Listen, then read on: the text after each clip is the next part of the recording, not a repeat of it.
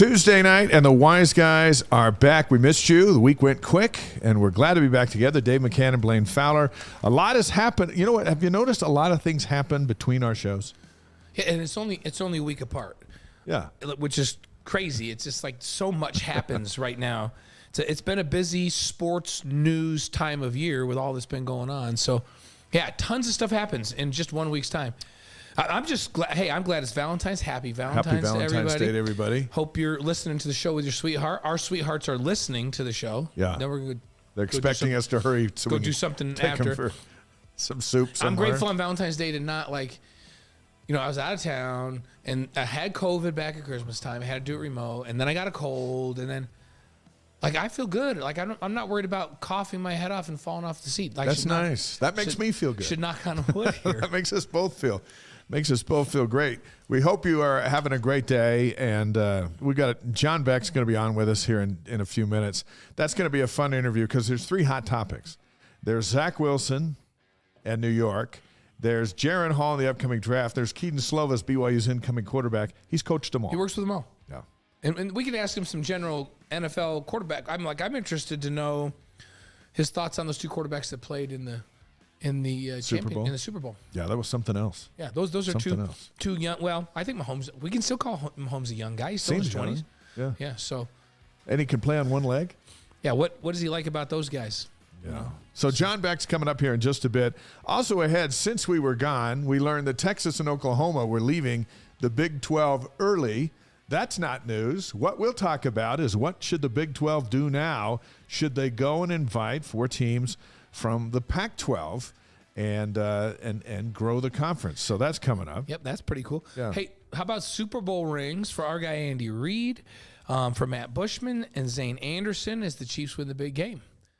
Isn't that cool? It's such a cool thing. And Andy is just he's just one of my favorite people. I texted with him yesterday, and he's just the most gracious, nicest person in the world. He and Tammy, I'm so happy for them. I'm going to ask you about that holding call in a minute. Men's hoops, they got a pop in the head at Pepperdine and then a gut punch at Gonzaga.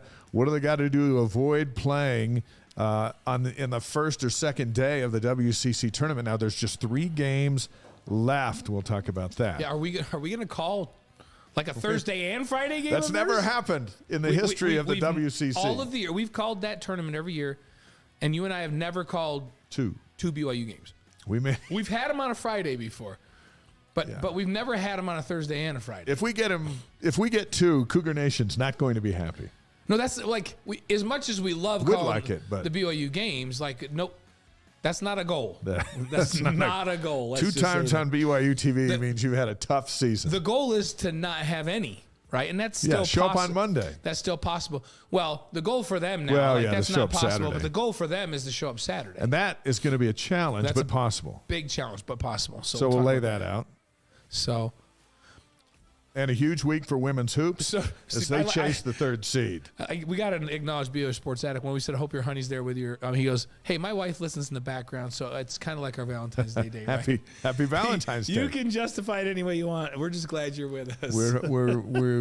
We'll try to make everybody happy. Yeah. 2 big road games for the women this week. And so that more straight ahead along with John Beck as mentioned. Big 12 Media Days announced today, July 12th and 13th at AT&T Stadium in Arlington. Now, what significant event happened previous for BYU in that stadium where the Dallas Cowboys play? We all know that they pounded Oklahoma. Yeah, 14 to 13. Can we call it pounded? I don't know if we can call it pounded. No, I'm talking about physically. I mean, they knocked their quarterback out. That happened early in the game, and then I think they surprised Oklahoma that they matched them physically. It was a slugfest. It was a defensive gem, and BYU came up with a big play at the end. Yeah, right there in the end zone with McKay Jacobson and Max Hall. Yep. So July 12th and 13th, all 14 teams will be there as expected. Media days for the Big 12. Speaking of the Big 12, right? Texas and Oklahoma are playing here in this fall season, and then they're out. So if you're the commissioner, now you know what you know. Are you going after 4 teams from the Pac-12? And who are the 4? I think he's always been going to. I don't think that changes. It just maybe hurries him up a little bit. Sped it up a little bit? Right. So I think he was like, hey, I've got a little bit of time. Seems like the Big Ten's going to sit with what they've got for a moment. And they got to find a new commissioner. Right. So the Big Ten's kind of in a lame duck spot. Right. And And the Pac-12 can't get their teams to agree to their media deal because it's not what was originally talked about. And so I feel like there's this window right now to go and say, hey, listen, they're going a year early. Why don't you come? Yeah. Why don't you come? And you're asking me who those 4 are? We have to start with Washington and Oregon. Right. Go get them. Now, would they be willing to come? I don't know. Are they going to go, no, we're going to stay right where we are because we're going to eventually get into the Big Ten? That's a pretty big bet, right? Yeah. Or are they going to come? So I'd say you got to get Washington and Oregon. We'll start with that. Then, man, the other 2 are just so debatable. Do you go get, and then will teams separate? Because I feel like go get Utah and Arizona State. Those are the 2 next best, my feeling is. But why not get Colorado and Arizona State? Well, I'm wondering, because you're right, because Utah doesn't bring a whole new market, right? Not a new television market. I used to think that they should get Utah. Now I've changed my mind. Yeah, and does Colorado bring the Denver market? I guess they do. They think they do, as much as the Big Ten thinks Rutgers brings New York City, which we know they're in that market. They're in the market, but they're not of the market. The question is, will Arizona State and Arizona separate? They might not, right? But even if they don't, if you went and got those Arizona schools in Washington and Oregon, you've taken the best of the Pac-12. Even though Utah might be the best football team, they're definitely the best. But they don't need another team in the state of Utah. And your mark is all about expanding the footprint. Not hey, let's get a couple more schools close to each other. He actually has said that he would like to get into the Pacific time zone. Right. Get one more time zone west. Well, that's not Colorado and Utah. No. And part of the year it is Arizona and Arizona State, but it's not all of the year. So that tells me that he really wants to target Oregon and Washington. But then do Cal and Stanford come into play? I just feel like Cal, you could make an argument that all those other teams can fit into the Big 12, but Cal and Stanford, I'm not sure they fit in the Big 12 As jacked up as they are with their liberal agenda, it would be like BYU going to the Pac-12. Right. Those 2 schools going to the Big 12, I don't even think it's in them to accept that. I think they should be in the Big Ten. I think Stanford thinks they should be in the Big Ten because of their academic prowess. Well, and all of their other sports. Their Olympic sports are second to none. And right? they have 37 of them, so they always show up. So Stanford, they're the Directors' Cup. They're always right there, 1 or 2 every single solitary year for as long as I can remember. Right, almost always 1. But these are always football decisions. But they're football decisions. Yeah. And Stanford had a little run in basketball. They've not been that good in basketball lately either. You talk about Arizona, people are like, Arizona. Well, Arizona has potential to be good in football, and they're really good in basketball. Yeah, and then they're good in basketball. Arizona State has that big stadium and some tradition, and they've got potential in football, and they're not bad in basketball, right? So it'll be interesting to see how that goes. I think everything starts, if you're going to go and you want the Pacific time zone, you got to go into the Pacific You got to go time be zone. talking to Oregon and Washington right now. Yeah. And then the other 2, I don't know what's going through your Mark's mind. It is quite possible that some of these Pac-12 teams, and we talked about it all since last summer, but it was always kind of a pie in the sky thing. But they could be left out. If Washington and Oregon and Arizona State go to the Big 12, there is no Pac-12. There's no Pac-10. There's no Pac-8. What do those schools do? Do they rejoin the Mountain West and try to put together the best thing they can? That's their only option. So the Pac-12 has got to be looking at Oregon and Washington and saying, we've got to trust you, even though we trusted UCLA and USC. But we really have to trust you. The fact that right now they're having trouble with getting the schools to all come together and agree on this on this television deal, and it's confusing now because it's not just as simple as, hey, it's Fox and ESPN. It's Amazon wants streaming rights, and this is what they're going to do, so it's just so much more complicated than it has been in the past. And they'll have to sell their soul a little bit to get the late window from ESPN, and that's the only window they're really interested in. Right. So they can have their 4th game of the day, and then the Big 12 might do that too. But it's going to be interesting. So I think that's all, was kind of on the back burner. Now it's on the front burner. Well, and in the news this past week, and we can talk about how much news, is the Pac-12 actually having conversations with San Diego State and some of these other SMU? schools? Yeah, SMU. SMU comes into your league? Forget it. Yeah, that makes...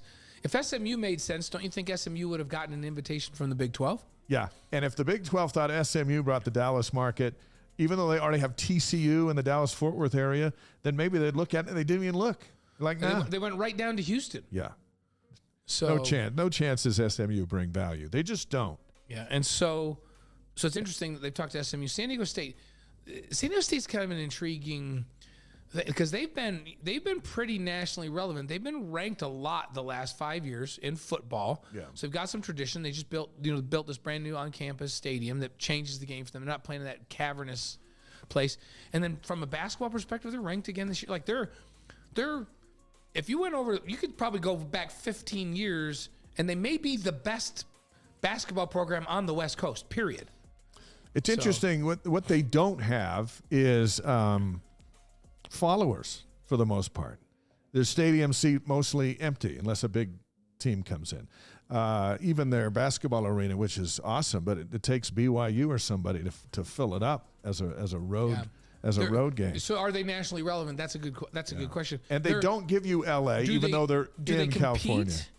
Yeah, like San Diego State, of all the teams we've been talking about, they compete. They compete, but do they bring all the eyeballs that really is what it's all about? It's San Diego State and Cal today on ESPN. I have to watch that. Yeah. Do you have to watch that? Yeah. Anyway, it's going to be interesting. And then Earl Carr says to us, hey, don't forget, they're talking about Gonzaga. There have been some conversation with Gonzaga joining as a basketball only to the Big 12. Yeah. I don't think that's going to happen, but they've been talking about it. There have been some conversations. Think about Gonzaga. Right now, Gonzaga's in a league where they're having a really down year. Like, they don't have a lottery pick, which is the first time in how many years they don't have a lottery pick on that team. And they haven't just been producing NBA guys.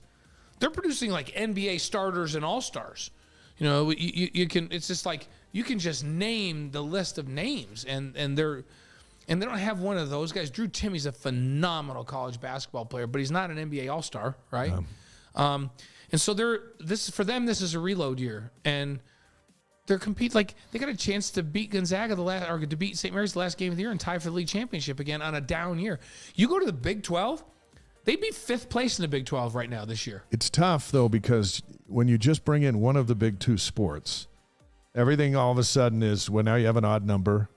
If you want to beef it up for basketball, then get Arizona because they bring a football team. Right, they bring it both. So, hey, happy birthday to Linda Murray, who's on with us every week. So it's Valentine's Day and her birthday. It's a double whammy right there. And then she says, hey, I don't think Gonzaga's going to join Big 12. I don't think that's going to happen. I think she's smart.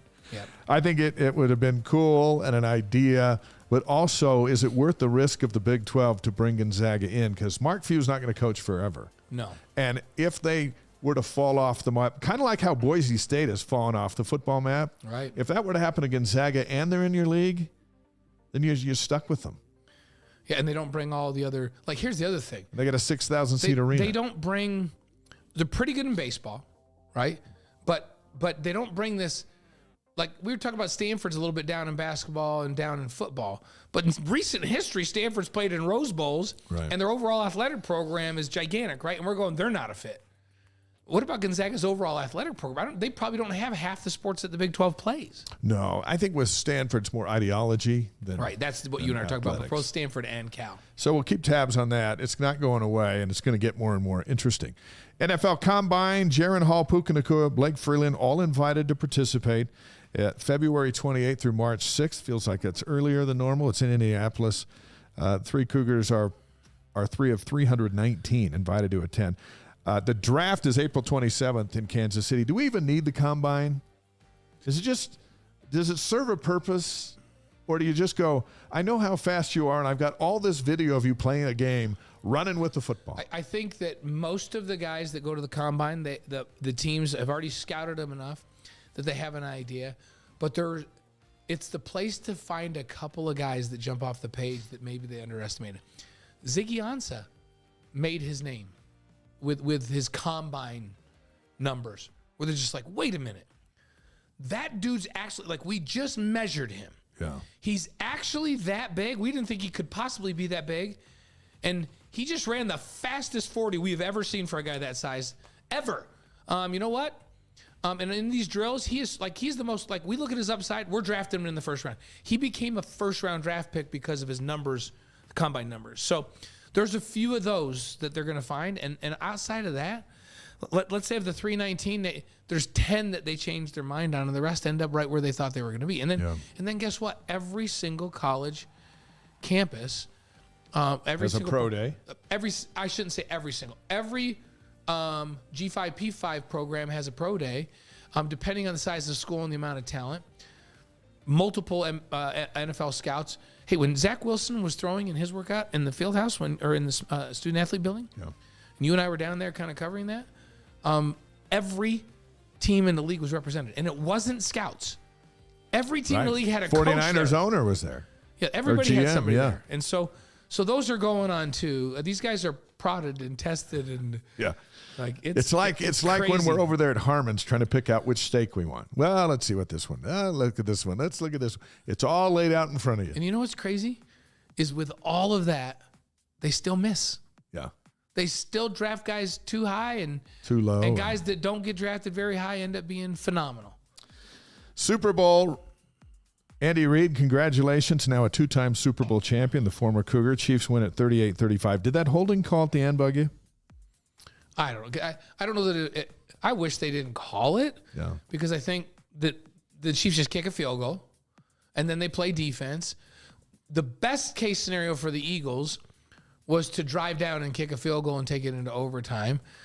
They had one timeout left, and what are they going to have? A minute 30, minute 40 left? Maybe. And so possible. But the Chiefs they're not a bad defense. There's no way they're giving up a touchdown and losing that game. So I was glad the defender came out after and said, yeah, that was a hold. I grabbed his jersey. I think that took some of the sting out of the people who were just appalled that it was called. And it's like, well, a hold is a hold. If they don't call it in the first quarter, do they not call it in the fourth quarter? And since it's late in the game, they don't call it, but they would call it earlier. Those were some of the arguments I saw. And it's like, you know what? Here's the thing. Don't grab the jersey. And here's people say, well, they were doing that. Guys grab guys all game long. Well, it's a big time situation. The formation that Andy ran in that situation put that receiver isolated right out there where that line judge and the side judge are looking right at him. Right, they're looking right at him. And then he runs a route where he runs an out, kind of an out or an inside and then out, where they're just watching to see if the jersey's being pulled. When there's nobody else on that side of the field, there's nothing else for the official to look at. Yeah. And so the question is, and this is the discussion I had with my boys during the game, I'm like, so wait a minute here. Are you saying that the officials should call the game different in the last 2 minutes than they do the rest of the game? I'm like, what are we, the NBA? Either it's a penalty or it's not. Yeah. Right? Either he grabbed the jersey or he didn't. And he did grab the jersey. The camera angles that show that, I'm just like, yeah, I wish it wasn't called. I wish they'd just kind of let it go because it didn't really affect the play, but it was a penalty. Just because there wouldn't be any controversy, but they say, well, you got to let the players play. Well, the players did play, and one of the players grabbed another player's jersey. The players played. Yeah. And the players in the green jerseys couldn't stop the players in the second half in the red jerseys. So if a defensive end came off the ball and tried to time the snap count but was 2 yards in the backfield before the snap, should you just let that go? Because it's the last 2 minutes of the game, Dave. Like, let the players decide it on the field. Don't call an offsides penalty because the guy's 2 yards in the backfield. You know who'd be an expert to answer that question? He's with us right now. That's right. By the way, that was the third most watched Super Bowl in history, 113 million. 118.7 million watched Rihanna's halftime show. What'd you think of that? Wait, 5 more million watched the halftime than actually watched the game? Yeah. Here, I see she did a great job. I guess. There was so much. Fine. I was there was upstairs so much getting chips. noise in our house because we had so many grandkids over. It wasn't Snoop Dogg though. But my first thing was, wait, is Rihanna pregnant? Is this an announcement? And then we found out that she is expecting her second. It was. So do you know what? Much respect for Rihanna having her second baby and out there performing at the Super Bowl on the biggest stage on earth. So I respect that. And I thought she did a good job. Our guest tonight started at quarterback at BYU as a 22-year-old freshman back in 2003.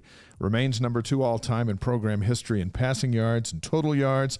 He's third at BYU with 79 career victories. After 6 seasons in the NFL, he and a couple of partners opened a quarterback training program. 79 career touchdown passes, by the way. Sorry. He and a couple of partners running this quarterback training program where he's tutored some of the biggest names in NFL history. At BYU, Zach Wilson, Jaron Hall, and Keaton Slovis are among them. It's a pleasure to welcome John Beck to the Wise Guys tonight. Hey, John, thanks for being with us. Yeah, you guys are welcome. Man, those 79 victories sounded pretty good. Sorry about that. I heard Max Hall screaming in my head. That wasn't right. It's 79 touchdowns. Let's go 79 victories. 79. That would have been. I tell you what, that would have been way more fun in 2000 and 2004 if we were winning that many games. I know. I'm giving it to you. I'm giving Let's you just 79. Give it touchdowns, wins. Hey, what did you think of that holding call we've just been talking about in the Super Bowl there at the end of the game?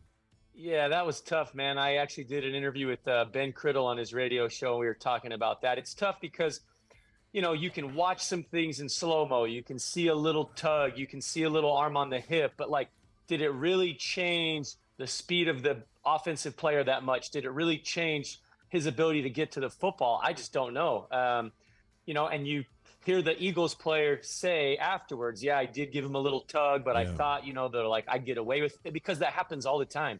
Guys get away with stuff here or there. And it's tough because you think back, and I said this on Ben's show, you look at that Saints-Rams game, the no call, when the player was just deliberately taken out before the ball got there. And that was a no call. I mean, if that's going to be a no call, how does that one become a call? It's just tough, right? For both sides feeling like that play had such an impact, those are when it's really tough in the game. And I think most referees want to let the game be played and not be nitpicky. And I think that one, might have looked a little nitpicky, but nobody on the Chiefs side is feeling like it was the wrong call. That's for sure. So, interesting, John. I have a friend who's got this theory. He's like, wasn't that over on the Chiefs sideline? He says, don't you think that Andy or Eric or one of those guys said to that official standing right in front of him, we've been trying to run it out and up all game long, and every time they grab our jersey, you need to watch that. And that's the only receiver on that side of the ball. So once the ball's snapped and there's not an offside, that's the only thing that official's looking at. So if they reminded, I can't remember if it was her or him, that they've been grabbing our guy, and this is what we're running, can you please watch it? The flag's coming out. And he asked me, is that a possibility? And I'm like, yeah, that's actually a possibility. That actually is a possibility that a conversation could have happened. So there's a clip of Kyle Shanahan calling a play on a sideline, and he tells the referee, I am calling this route to my tight end. Watch number, whatever it was on defense. He is going to hold my guy. I guarantee it. Watch this. Sure enough, they run the play. The guy holds. The penalty flag is thrown. And Kyle was like, thank you. Genius. I mean, it does happen, right? So I don't, like you and I, John, know Andy really, really well. And we know how good Eric is, Bieniemy, with that group. So this is my friend Bruce Nilsson's theory. And I'm like, okay, Bruce, you know what? I'm not going to discredit that theory. That very well could have happened. That happens all the time in the game. And if they did that, well, good for them. That's just smart. That's gamesmanship, and that's part of the game. You bet. So I don't know. I'm going to have to ask. I was texting with Andy yesterday. I need to ask him that and see if that happened. I'll ask him. So, John, when Tom Brady, Drew Brees, Matt Stafford, all Super Bowl winners come to your training program, 3D QB, along with a slew of others, where do you start to try and help them play quarterback when they're already the best quarterbacks in the world? So for those guys, it's really about, I'm going to use golfers. You can take the top golf players in the world, and they seek out swing coaches. They seek out a way to find out, how can I, trim a half a stroke every 18 holes? How can I get there? That's what it's like when you're training guys like that. Like I remember when I was training my days with Drew Brees. And I'm going to this field, and here am I, somebody, my NFL career did not work like I would have wanted it to. But Drew respects the knowledge that I have because of my time with Tom House, and would say, hey, I want to work on a few things. Can you keep an eye on this? Because he's recognizing, like, okay, if somebody has an eye to be able to recognize these fine little motor movements and the ways that I can improve and become more effective and efficient, I want to know that. It's really about these guys that are highly driven to find a way to change 1 to 3 plays, 1 to 3 completions a game that might otherwise not be, because they know how impactful those 1 to 3 completions a game can be. And so it comes down to, we're not teaching them the game of football. We're not talking to them about reads, but we are talking to them about little ways they can improve their footwork, little ways they can improve their alignment, little ways that they can improve their body position, or recognizing game of football is chaotic. You're not always going to be able to get to the best position. In this position that you can feel and recognize, here's how, what we call, save the throw to save the accuracy. Because it may be a play where you're under duress. What can you do to better give yourself a chance to have that completion? And that's where those guys, they want it so bad. They are so hungry for that type of information because they want to be great. And they are chasing for that 1% to 0.5% of improvement every year. Interesting. It's it's interesting that you say, hey, if they can make 1, 2, 3 more plays, then that could be the difference in a ball game. And people who aren't close to the NFL, now you played in that league, so you saw it up close. It's so hard to win football games in that league because the margin for error is so slim. From your experience, how hard is it to win a game in the NFL? Well, the crappy part about that was I didn't. Unfortunately, rookie year, all the games I played in, we lost. And when I started some games for the Redskins, we didn't win any. So it'd be easy for me to be like, well, yeah, it's really hard because I was not able to get a win under my belt, which is, still frustrating, but whatever. The thing that I will say is this. And I'm going to use a quote that Drew Brees came and spoke to our draft quarterbacks a couple weeks ago. And he was telling them the changes that they're going to have to get used to going from the college game to the pro game, especially if they came from a college that was up tempo. But you're going to get, anywhere from like 16 to 24% less plays at the NFL game. So when you take the caliber of athletes that are on the field, the number of defensive players that are higher caliber players, the speed of the game, the less plays in a game, the impact of every single drive. Each drive is so important. Like in the college game, you can have some drives here or there that the outcome really doesn't matter all that much because you're going to get more drives. You're going to have opportunities to score more points. That doesn't always work that way in the NFL. Sometimes, and you saw this in the Super Bowl, the first half was almost over and the Chiefs really hadn't ran that many offensive plays. That can happen sometimes in the NFL. So it makes every completion, every third down, especially third downs, so valuable and so critical. We're going to talk about your memories of your first touchdown pass here in just a little bit in the NFL. Where do you see Zach Wilson's career going from this point? Does he need to get out of New York and some fresh air and a new chance? What's your forecast for him? And that's tough. I don't think he's going to have the ability to get out. I think right now he's focused on just getting better as a player, improving, working through the things that he has to work through. I shouldn't say everybody, but most players, when they get to the NFL, it shows them the areas that they need to improve, some tools that they need to acquire, so maybe it's even just a change of perspective that they have to be able to look at things differently, to look at situations, to look at their situation, to look at how they communicate with their coaches. There's all these different things that they have to go through.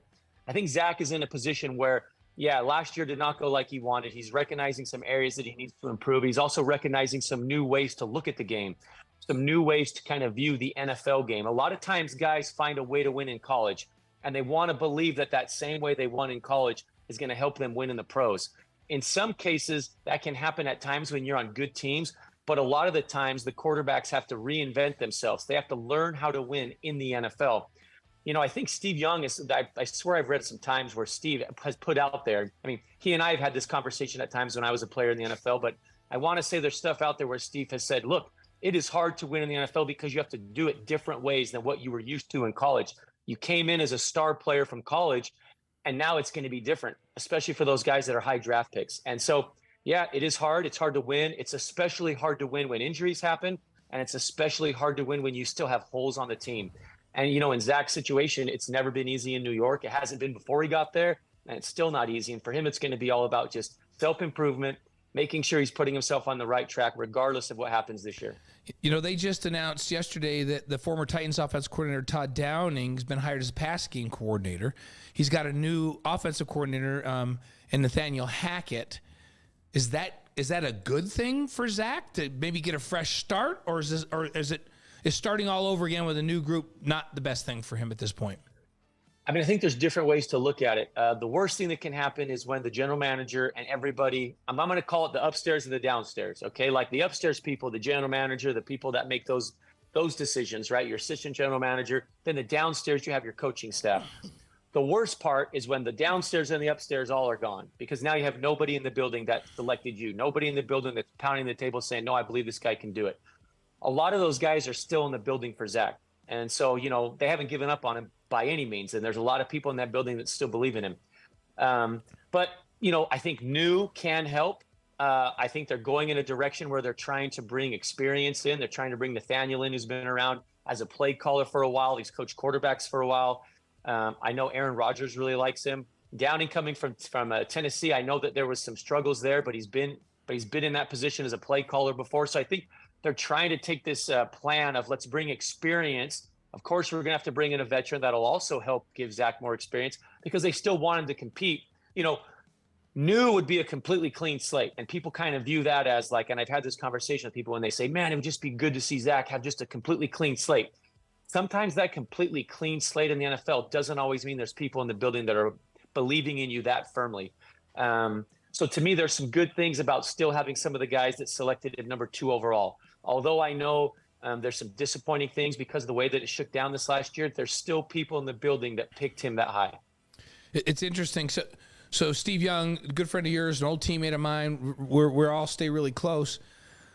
People forget that when Steve, first he was with the Express in the USFL, signed a personal service contract with Howard Oldenburg, and he was good there, but he was running for his life there. And then he goes to Tampa Bay, and people were like, he's a bust, he's terrible. And we kept saying, no, Tampa Bay is terrible. He's not terrible.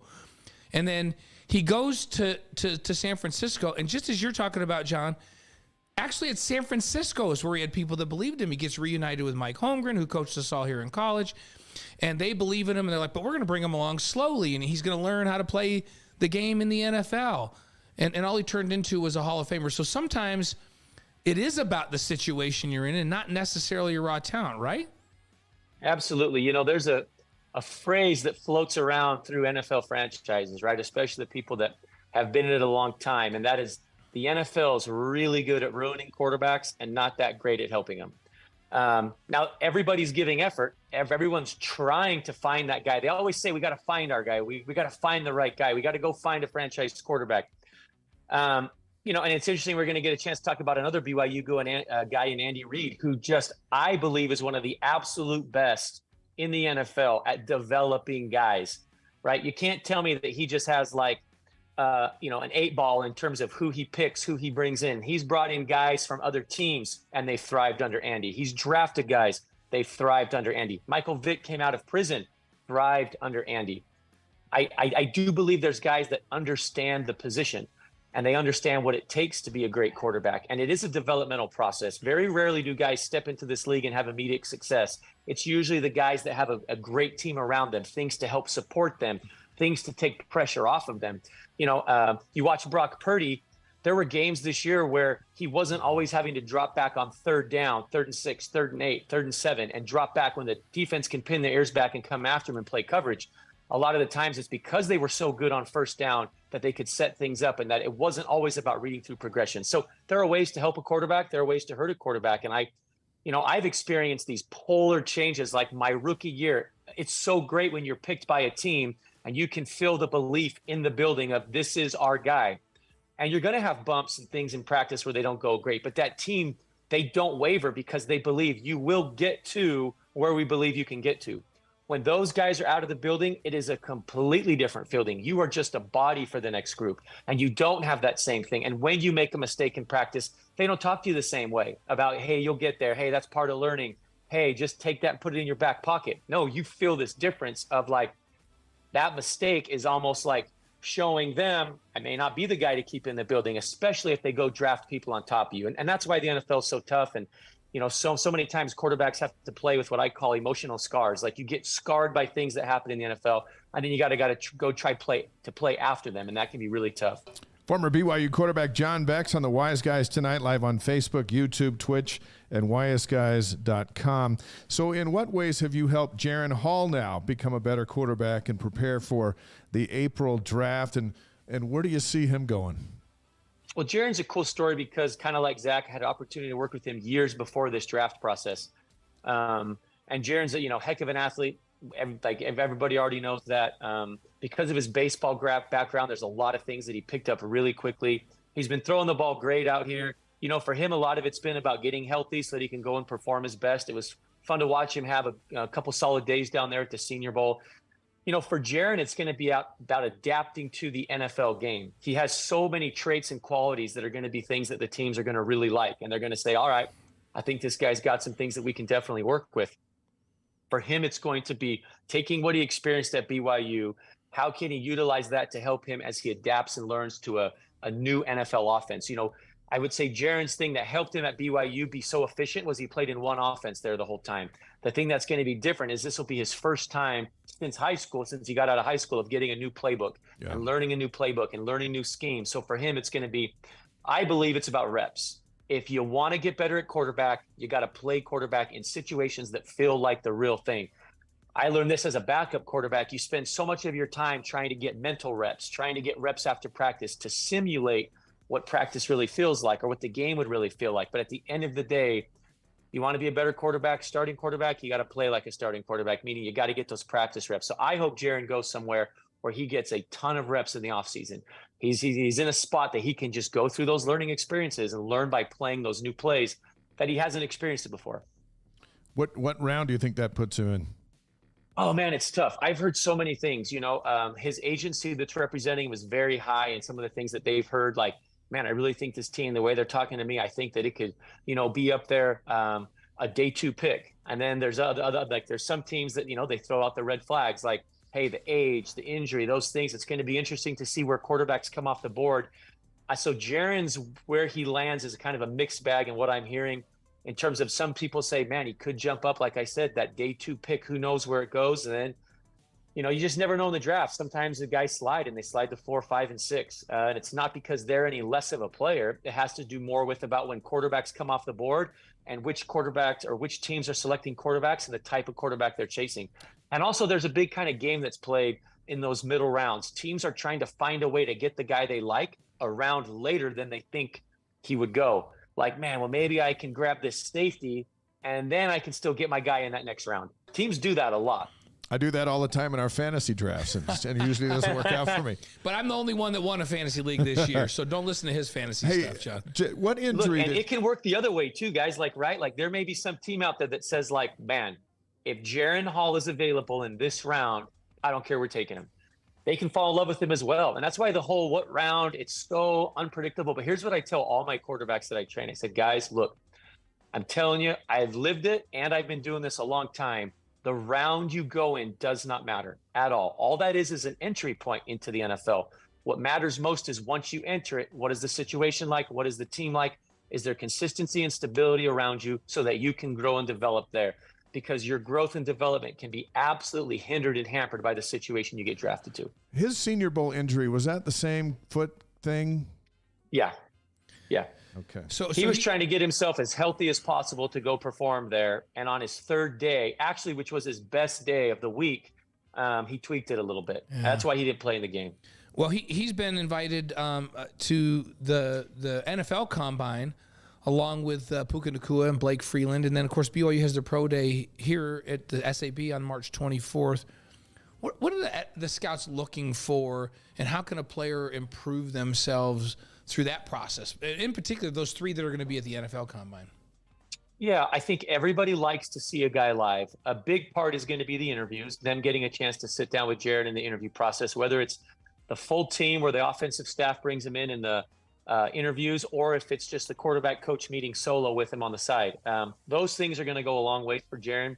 All those guys, Puka especially, like I would say Puka probably has the most to gain from his combine performance because of that wide out position. That's just kind of what it's about. But for the most part, these teams are really going to dive into watching their tape, watching their games. The scouting departments have already done it. They've already started to build all of their like pre-draft profile grades. But now the coaching staffs, now that they're all getting finalized, they're going to have to go and give their draft grades.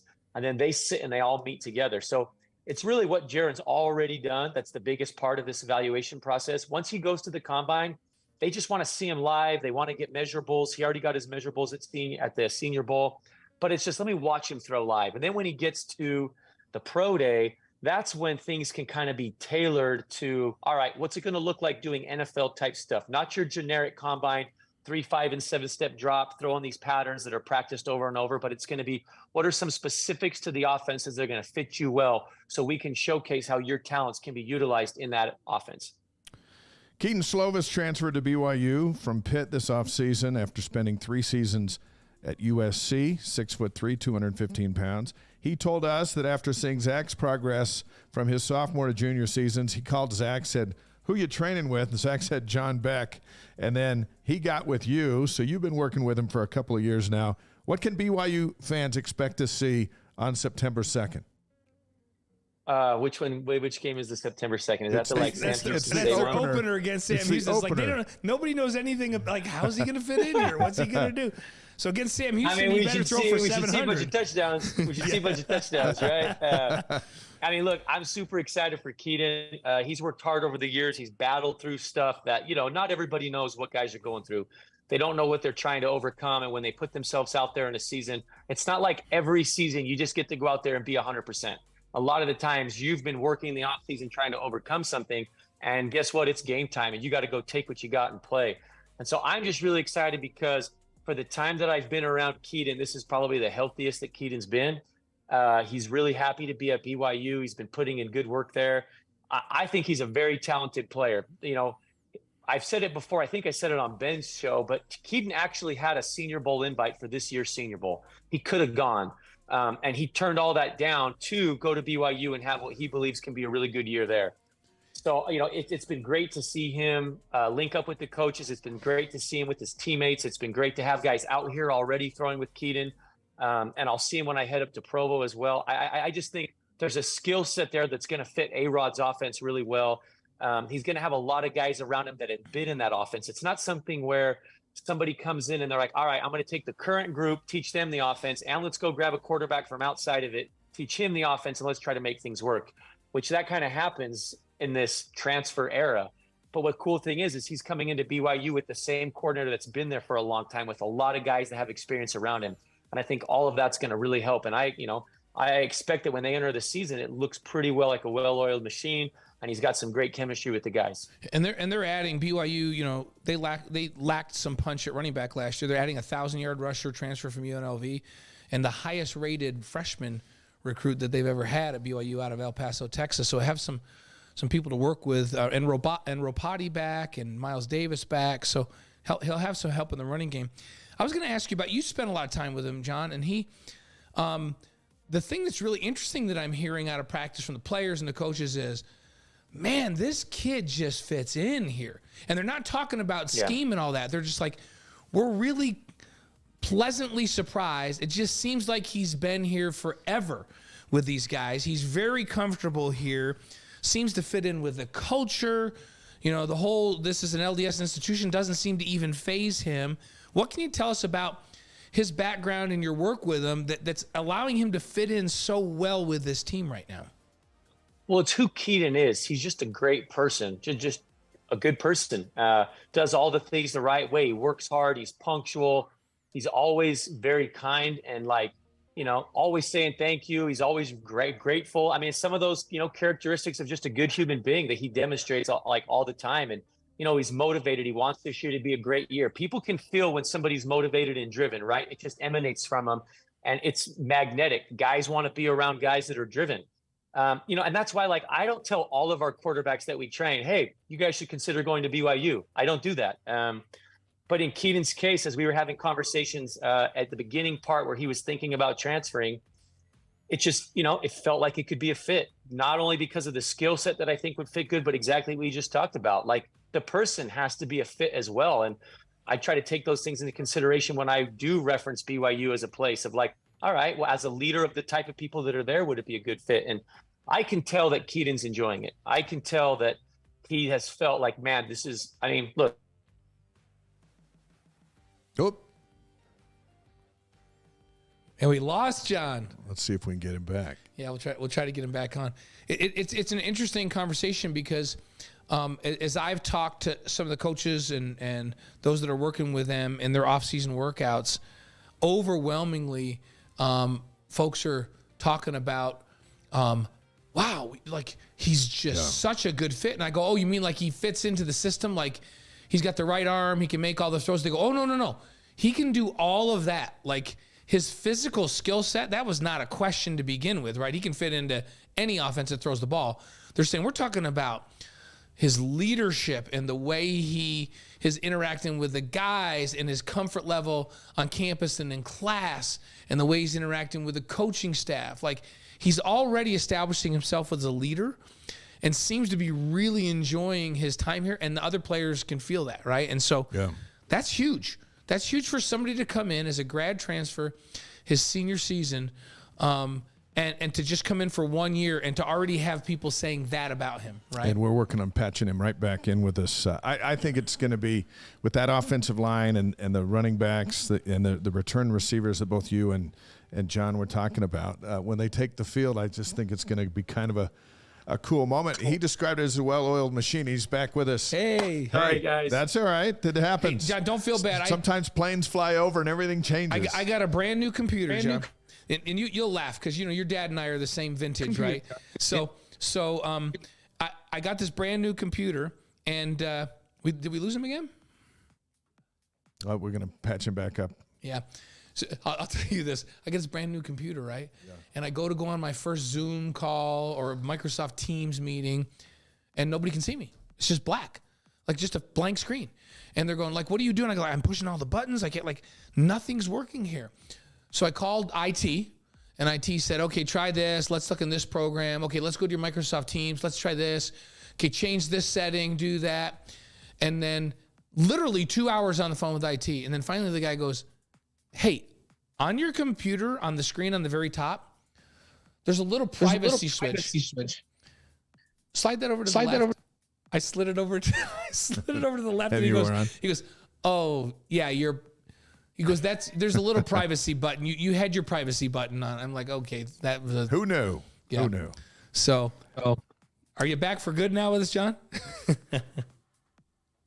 I'm getting a head shake. No, just trying to hook up with us audio wise. DJ's over there pushing the buttons. Yeah. Can we talk to us now, John? Let's see if we can hear you. You hear us okay? Can you guys hear me now? Yeah. Oh yeah, we can hear you. So the Bluetooth went out. Is that what happened? The Bluetooth went out? Well, first off, rule of thumb, always check your batteries before you step on a Zoom meeting. I didn't do that. That's what happens when you're out in front of the house playing stuff with your kids right before, they're telling you, Dad, you got to shoot hoops with me. All right, guys, you got like 2 minutes left. And I wasn't checking the old batteries. Hey, look, it's just an audible. What was the last thing you guys heard about Keaton? You just said that you knew he was going to be a good fit, and you recommended him, knowing that was going to be the case, and then you were kind of going through some of his things about leadership and all that you thought would be a great fit.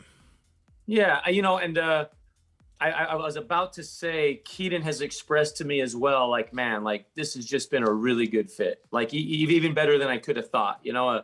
Obviously you try to make an informed decision as best as you possibly can. You try to rely on the people that are giving you information.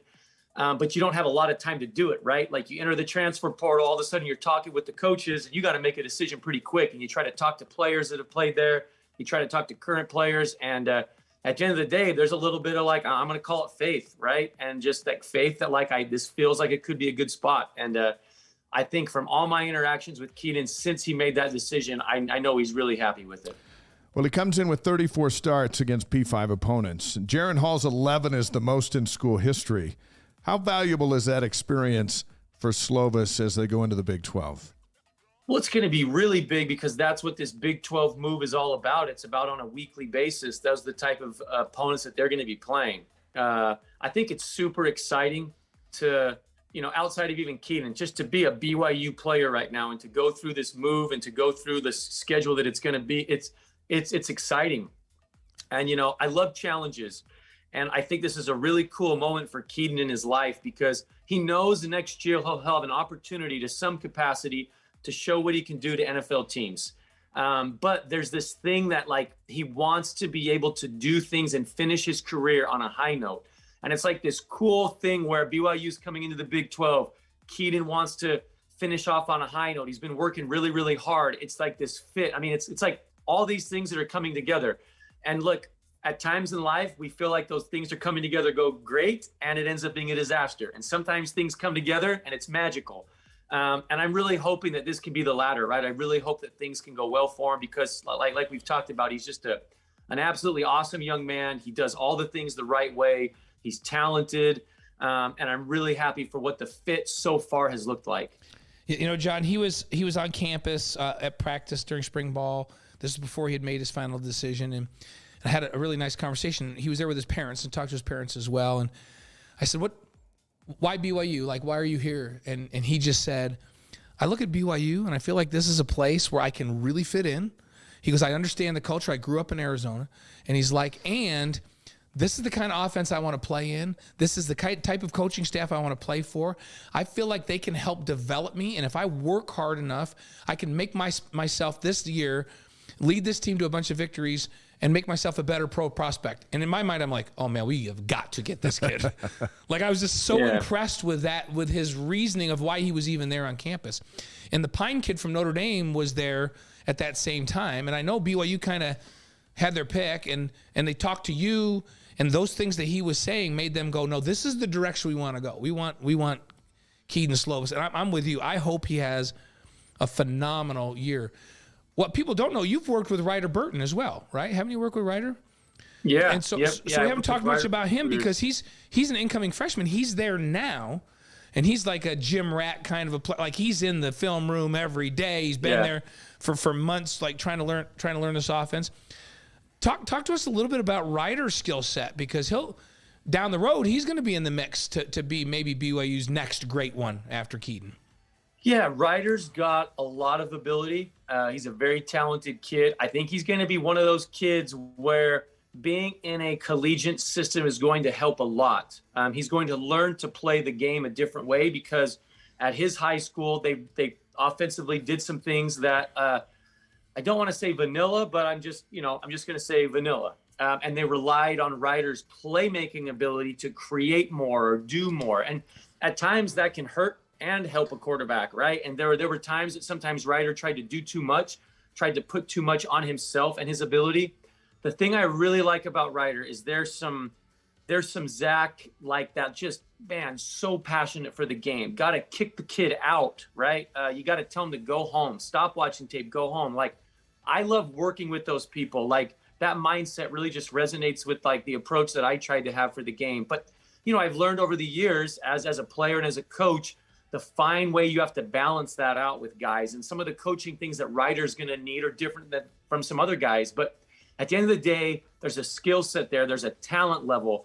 As we pushed him out here, we saw him improve in areas that, like, he didn't really get to use as much in high school because that wasn't really what they did there. But it's going to be able to be used by A-Rod. And so for him, it's all going to be about, all right, now we got to give you some reps of playing this game this way.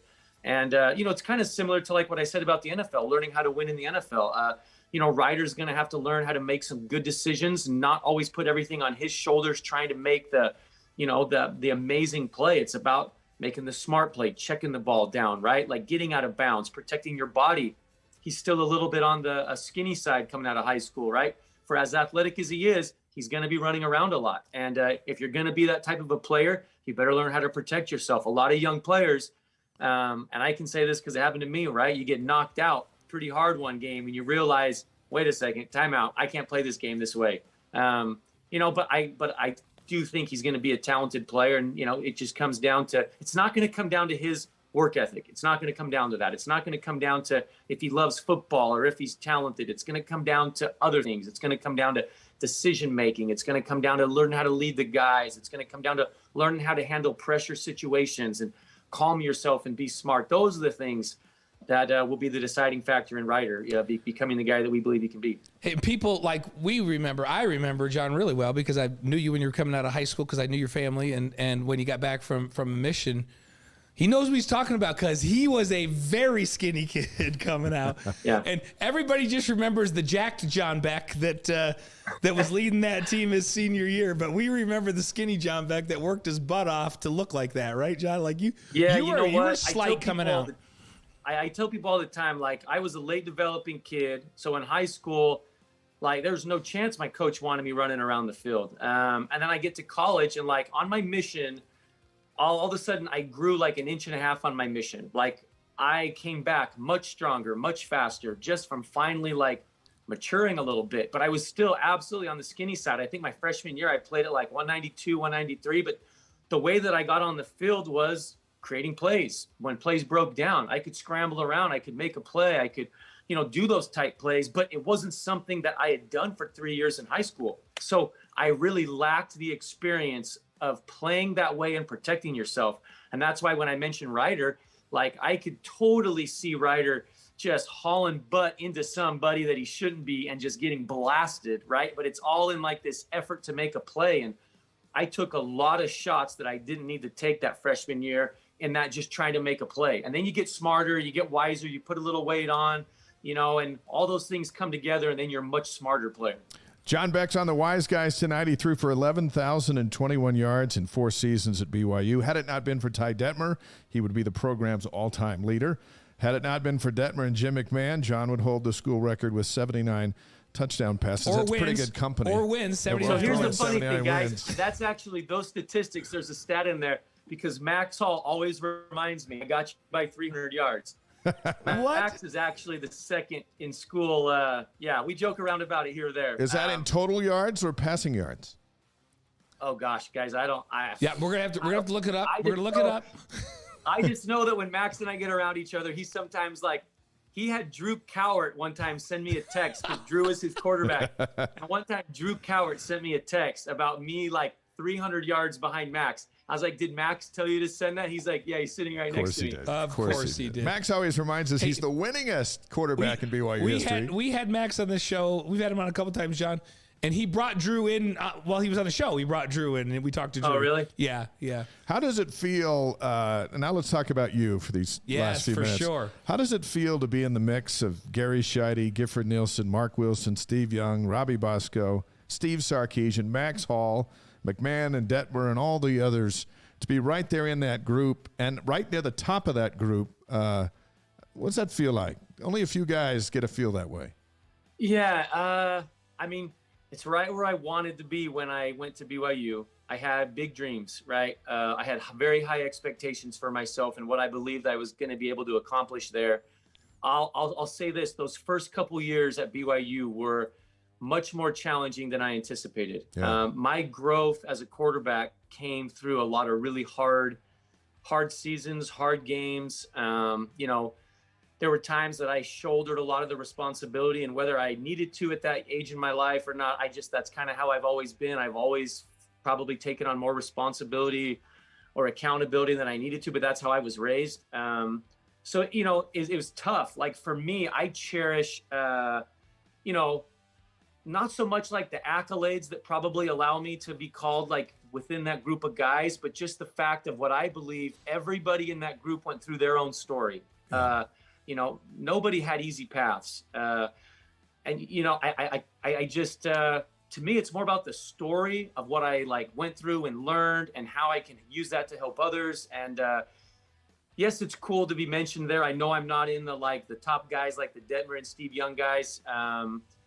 But yeah, I don't know, like it is cool. And I do appreciate it. And I love when I come back to BYU, I love the open doors, the welcoming arms. I love like seeing my old teammates, and I love seeing coaches that were there when I was a young freshman that, man, John, I remember this, I remember that, right? They do remember the tough times. And man, it was so awesome to see this happen. Like, I'm grateful for that. I'm grateful for the whole story. And I do love being a BYU quarterback. I love that I had that opportunity to play for all those years. I feel very fortunate and grateful for Gary Croton that he believed in a skinny kid that ran around like a chicken with his head cut off at times. I'm grateful that he believed in me, and he saw that I tried to give every ounce of effort I possibly had to be a great player. And it was really, really cool. I feel like I got a storybook ending for all the stuff that was crazy that I kind of was there for in the beginning. Like, yeah, it would have been great to come to BYU in the 80s or the early 90s when things were rolling. Like, I would have loved it. But my story started when BYU was going through some tough stuff. And I feel very grateful for the storybook ending that I got to have, because it's never guaranteed. And I tell guys all the time, like, especially guys coming off an injury or coming off, I'm going to use Keaton, for example. Wouldn't the story be perfect if he had this great season and through all the things that he went through the last couple of years? Wouldn't it be great? And as athletes, you work to try to earn that. You work as hard as you can because you want to make the story happen. But forever, there will always be things out of your control that may not make that attainable. And so I'm forever grateful for my teammates, the coaches, for all the things that were out of my control. that helped me have that amazing ending with my team, because I do feel like it was storybook to be able to play against Utah, have that last play, and then go against Oregon and have that be the last game. Like, man, the story just ended so cool there. And when he's talking about this, it's like down memory lane. I remember when they spanked Oregon. Hey, be careful what you wish for, though, John. Because I know a guy on this show that came in the '80s as the player of the New York from the state of New York, and ended up backing up Jim McMahon and Steve Young, 2 Hall of Famers. Yeah, timing wasn't great. Yeah. Timing might not have been good. That's a great point. You nailed it. And actually, two first-round draft picks in the '80s. I thought of you, Blaine. I was like, I remember your story because your parents would save me Halloween candy every fall. Yes, they would. Knew I loved my dots. Yeah, no, you needed to be there. My folks love you, John. They absolutely loved you and still do. But yeah, I'm like, when he said you got to be there in the '80s, I'm like, I don't know that you want to come in the '80s. You need to be there when Matt Berry broke his hand. Is when you needed to be there. That's the time. Then you went into the game. Wait, I was there. Yeah, that's what we're saying. That's the time you needed to be there. That's when you needed to be there. Yeah. Oh, that's true. I now see what you were saying. You know what, though? Here's something I've always thought about. My initial plan was to leave on my mission and be able to come back and redshirt a year. And the way that my call fell, I put in to leave in August and I got called for November, and I ended up missing 3 football seasons. And like, I can remember feeling when I was playing as a freshman, like, God, it just feels like it's been forever since I've played. I would have loved to have just had some more experience before I was playing. You know, my first 10 starts as a BYU player, I hadn't played football for 3 years before those 10 starts. You know, like the first ever college game I ever was on the sideline for, I played in. And the third ever, I think it was the third or fourth college game I'd ever was on the sideline for, I started in. Right, fourth game. And like, it would have been so good to be able to have had like a fall of experience watching another player play college football, because I literally went from a meeting room in high school to then 3 years out of football to then boom, I'm the backup and I'm the next guy up. And you know, John, we covered, Dave and I are lucky. We got to cover all that. We covered all the struggles early and the great, and there were times I was worried about you. I'm like, man, what we're throwing this guy in here. I hope he can survive this. I hope he can survive getting knocked out. I hope he can survive, you know, because we all know that the first time you get in there, everything just looks like this, right? It's just like people fly in front of your face. And two things can happen. Only two things can happen. Either you can be destroyed because you're thrown in there too early and never get your confidence back, or you can learn so much from that and grow.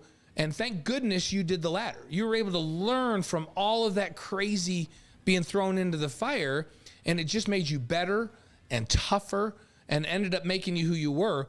But there's plenty of quarterbacks that come into situations just like yours and aren't able to overcome that. So we loved being able to watch that. I don't even know how you did it, because there were times when you were in there as a freshman and things were going on. I'm like, oh my gosh, we're going to ruin this kid. We're going to ruin this kid.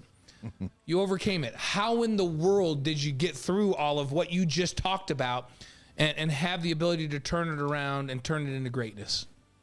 You know, I really appreciate those kind words, Blaine. I do, because it wasn't easy. And I kind of feel like I need to take this opportunity. I'm not sure how many like youth are watching this or if the parents are watching, but I would hope that like, I'm going to try to share something here that I feel like can be applied to a lot of young kids, regardless of what they're going through.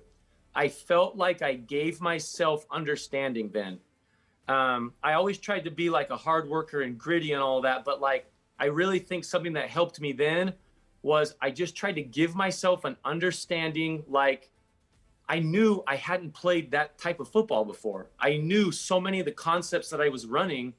That was my first time doing those, like in a game. And so like when errors would happen, I would just be understanding with myself, like not too hard on myself. But yes, it hurt. And yes, I was frustrated and I wanted things to be better. But there was like this space that I gave of when I would talk to myself, like, I know I'd never seen that look before, or I know I don't have 100 reps of doing that play. I got a couple at practice.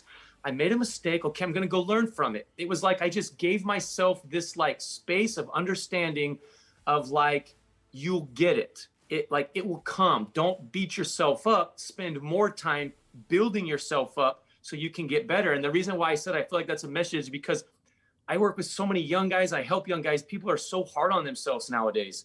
Like so many young kids just expect themselves like to be at a level and to get there because they put some effort in, and they have to remember like life in every aspect is about giving yourself an understanding space of like, help yourself out, be kind to yourself, pat yourself on the back and say, dude, I gave my best effort. Like, and I made a mistake on something that I've only done 4 times in my life. And now I'm trying to do it in a stadium of 60,000 fans on game night.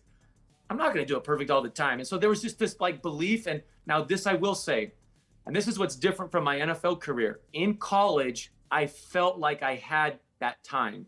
I felt like I was going to have that time to grow and develop. My NFL experience was completely different. I wish I could have given myself that same thing I gave myself in college, but that was like taken from me because the very first team I played for, all of those people that would have helped me feel like that, they were out of the building.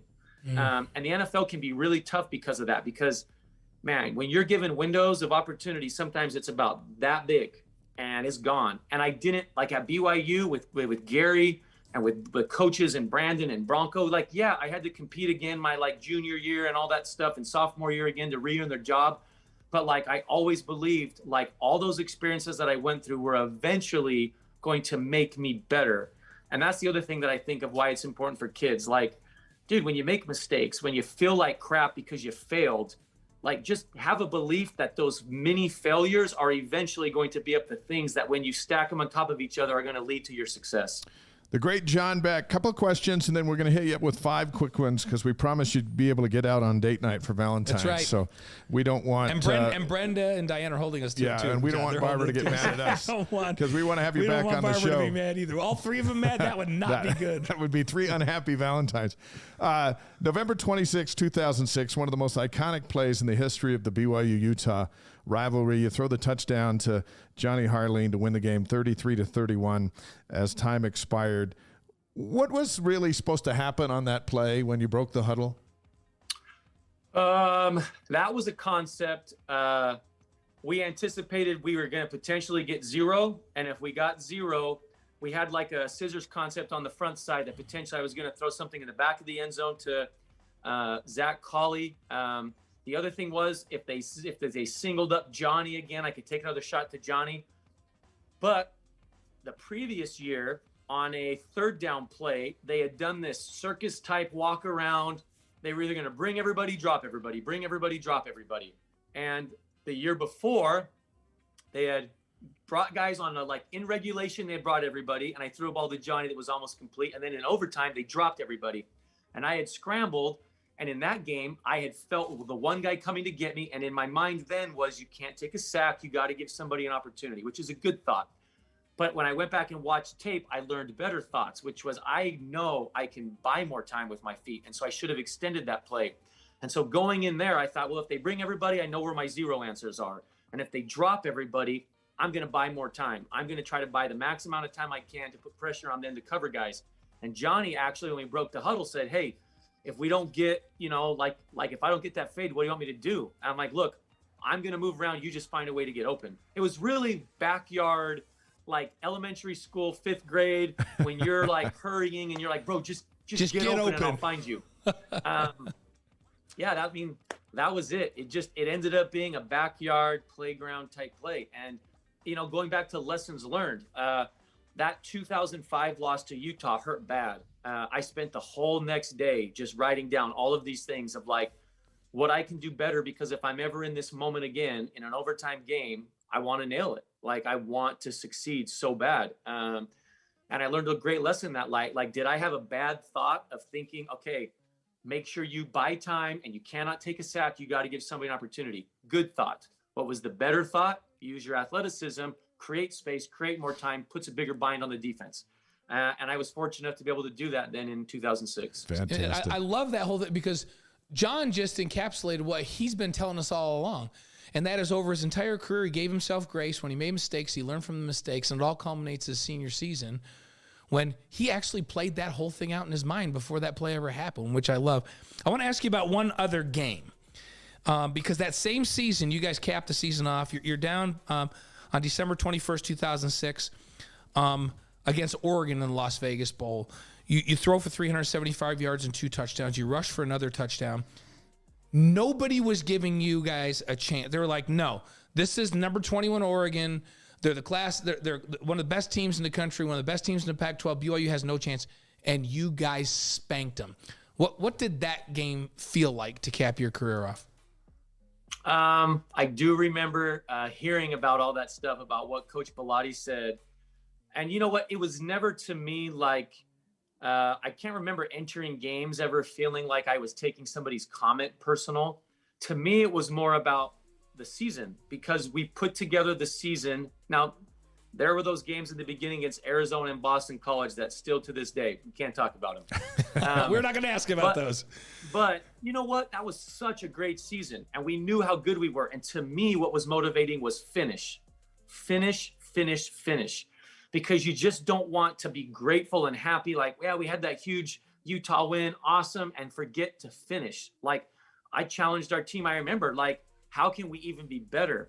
And you know what? It's also a lot of fun when you're knowing you're going into that last game with all your boys, all your teammates that you've been through all that stuff with. Like, our senior class of guys will always have a special place in my heart because every single one of us, not just me, but all of us endured all those lumps in those early years.